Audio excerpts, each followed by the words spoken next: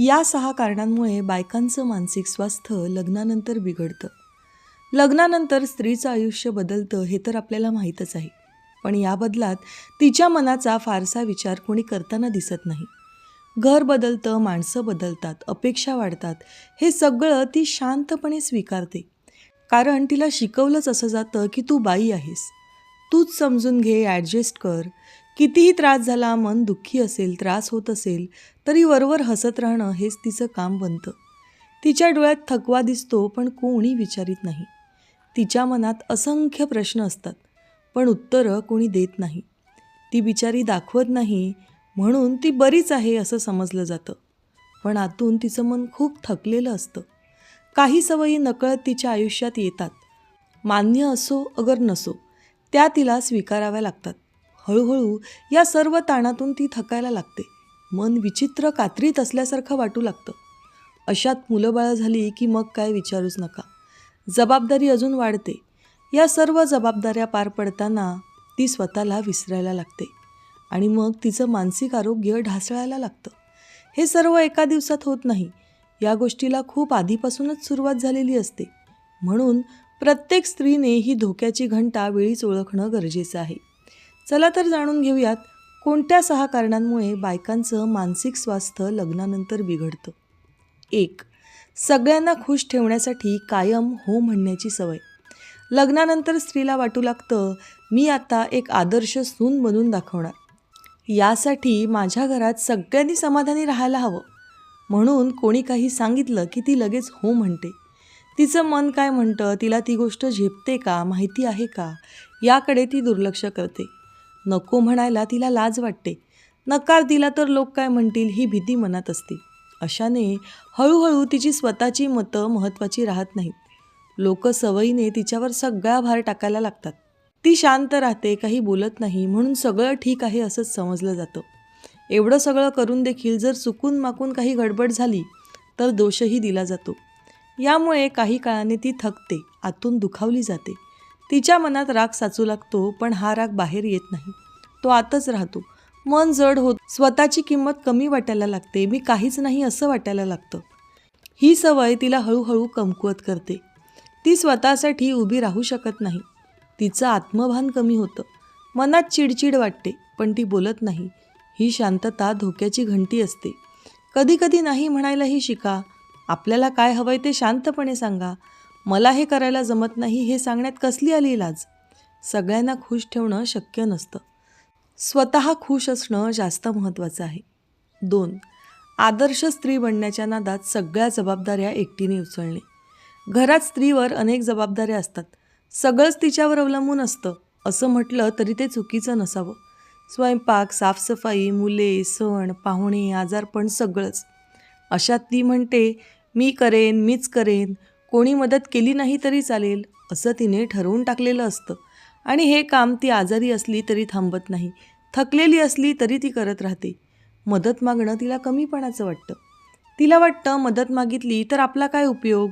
यामुळे हळूहळू तिचं शरीर थकायला लागतं, त्यासोबतच मनसुद्धा थकतं.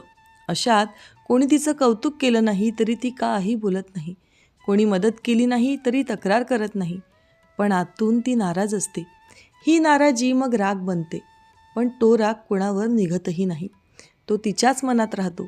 ती चिडचिडी होते. आता लहान लहान गोष्टींवर तिला रडू यायला लागतं. आधी स्ट्रॉंग असणारी ती प्रचंड हळवी होते. तिला स्वतःवरच राग येऊ लागतो. मीच वेडी आहे असं वाटायला लागतं. पण खरं कारण तर वेगळंच असतं. ओझं खूप जास्त झालेलं असतं, मन दमलेलं असतं. याचा परिणाम शरीरावर दिसायला लागतो.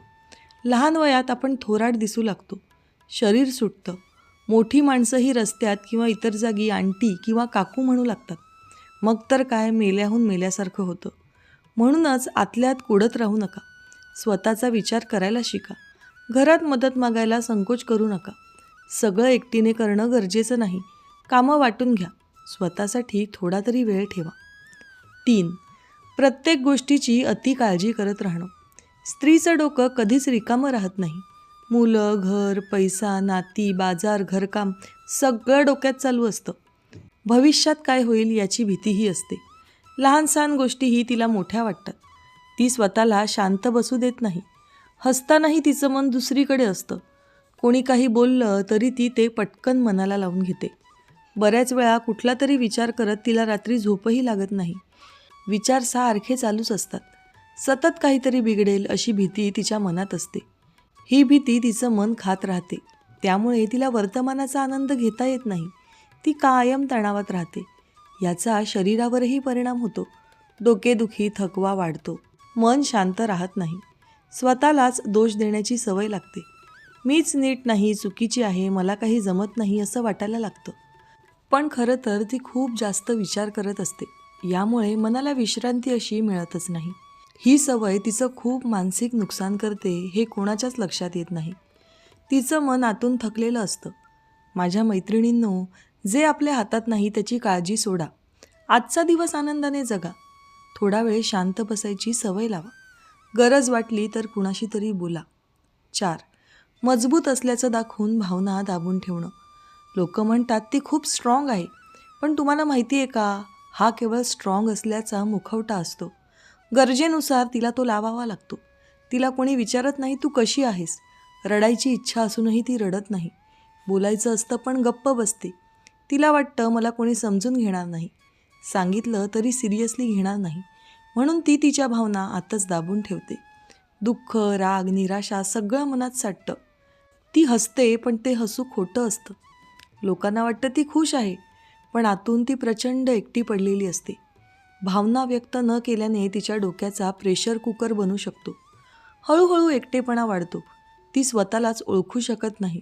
ती अचानक चिडते, कधी खूप शांत होते. लोक म्हणतात ही किती बदलली आहे, पण हा बदल अचानक झालेला नसतो. तो आतून बराच काळ चाललेला असतो. भावना दाबणं चांगलं नसतं. त्या बाहेर आल्याच पाहिजेत. नाहीतर मन दुखावत राहतं आणि मानसिक आरोग्य ढासळतं. भावना बोलून दाखवा. विश्वासाच्या माणसाशी बोला. रडायला लाजू नका. 5. दिवसभर घरातच राहणं, बाहेर अजिबात न जाणं. बायका सकाळपासून संध्याकाळपर्यंत घरातच काम करत राहतात. वेळच नसल्याने त्यांना बाहेर जाण्याची गरजच वाटेनाशी होते. सूर्यप्रकाश, ताजी हवा त्यांना मिळतच नाही. त्यामुळे हळूहळू शरीर आळशी होतं, मन उदास राहतं, निसर्गाशी नातं तुटतं. बाहेर गेलं की बरं वाटतं, पण त्या जात नाही. वेळ नाही हे कारण कायम असतं. घरात राहिल्याने विचार वाढतात. नकारात्मक गोष्टी जास्त आठवतात. उगाच वायफळ सिरियल बघून मनात नकारात्मक विचार येऊ लागतात. तेच त्यांचं जग बनू लागतं. वास्तवात राहणं त्यांना आवडत नाही. मग आनंदाच्या छोट्या गोष्टीही दिसेनाशा होतात. ही सवय स्त्रियांचं खूप नुकसान करते. थोडं चालणं, थोडं फिरणंही महत्त्वाचं असतं, पण ती स्वतःसाठी तेही करत नाही. स्वतःला प्रत्येक वेळी शेवटी ठेवते. तिचं मन एकटं पडतं. ही एकटेपणाची भावना वाढू लागते. यामुळे मानसिक आरोग्य ढासळायला लागतं.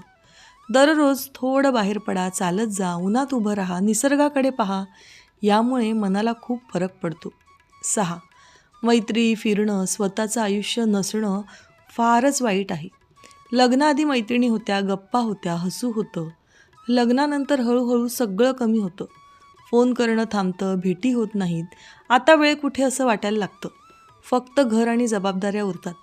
मन मोकळं करण्यासाठी कोणीच नसतं. तिच्या भावना कुणापर्यंत पोहोचतच नाहीत. किंबहुना कोणालाच त्याची पर्वा नसते. यातून एकटी असल्याची भावना वाढते. सगळे आसपास असूनही ती एकटी असते. हसणं औपचारिक होतं. ती स्वतःलाच हरवते. आयुष्य नीरस वाटायला लागतं. मैत्री माणसाला जगायला शिकवते. ती सगळं एकटी सहन करते. हे तिला खूप थकवणारं असतं. यामुळे देखील मानसिक आरोग्य बिघडतं. जुनी मैत्री टिकवायचा प्रयत्न करा. कधीतरी बाहेर फिरायला जा. स्वतःचं छोटंसं वेगळं आयुष्य ठेवा. मन मोकळं होणं खूप गरजेचं आहे. मित्रांनो, लग्नानंतर स्त्री बदलते. तिला वेळ काळ पाहून बदलावंच लागतं. पण यामुळे तिने स्वतःला विसरणं ही चूक आहे. स्वतःकडे लक्ष देणं स्वार्थ नाही. तिलाही भावना व्यक्त करण्याचा अधिकार आहे. यासाठी तिनेही बाहेर पडणं गरजेचं आहे. तिलाही पुरुषांप्रमाणे तिच्या मैत्रिणी महत्त्वाच्या असतात. स्त्री म्हणजे फक्त जबाबदाऱ्या पेलणारी व्यक्ती नाही. ती सुद्धा स्वतंत्र माणूस आहे. तिच्याही आवडीनिवडी आहेत. तिचंही मन आहे. तिचं मन जपलं तर घर जपलं जातं. हे समजून घेणं सगळ्यांसाठी गरजेचं आहे. यामुळे तिचं मानसिक आरोग्य सगळ्यात जास्त महत्त्वाचं असतं. आपल्या घरात आपली आई, बायको, बहीण, वहिनी यांच्या मनाचा विचार करायला शिका. एक स्त्री आनंदी तर संपूर्ण कुटुंब आनंदी. मित्रांनो, दररोज विविध सकारात्मक विचारांसह आपण भेटत असतो. तुमचे जीवनही असेच सकारात्मक विचारांनी भरून जावो. तुमच्या मनातील सर्व चांगल्या इच्छा आकांक्षा पूर्ण होत. तुम्हाला सुख समृद्धी लाभो ही ईश्वराच्या चरणी प्रार्थना. मित्रांनो, आजचे विचार जर तुम्हाला आवडले असतील आणि ते पटलेही असतील तर कृपया व्हिडिओला लाईक आणि चॅनलला सबस्क्राईब करायला विसरू नका. उद्या पुन्हा भेटूया नवीन विचारांसह. तोपर्यंत धन्यवाद.